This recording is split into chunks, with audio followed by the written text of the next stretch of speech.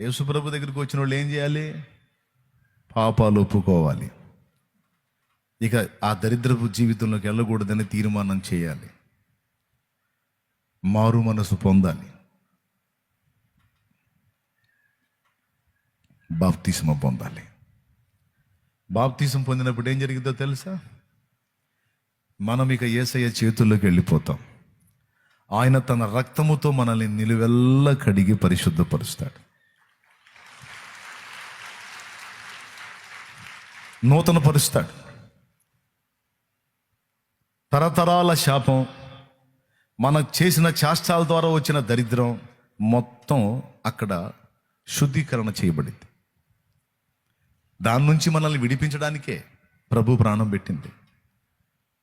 అప్పుడు రెండు జరుగుతాయి నీకు. ఒకటి, తరతరాల పాపం శాపం నీ మీద నుంచి, నీ క్రియల పాపం శాపం నీ మీద నుంచి తొలగిపోవటం వల్ల రెండు జరుగుతాయి. ఒకటి, నీ బ్రతుకులో ఇన్నాళ్ళు నువ్వు కోల్పోయినటువంటి సమాధానము, మనశ్శాంతి, ఆనందము అనేది ప్రవేశించింది. ఒకటి, రక్షణానందం అంటారు దాన్ని, అది వచ్చింది నీకు. రెండోది, నిత్యము నరకంలో పడి యాతన పడేటువంటి పరిస్థితి నీ పాపాల వల్ల.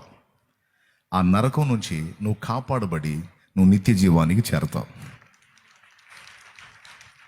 ఈ రెండు ప్రయోజనాలు నీకున్నాయి. ఏం చేయటం ద్వారా? మారు మనసు పొంది, బాప్తిస్మం పొంది, పాపాలు కడిగేసుకోవటం ద్వారా.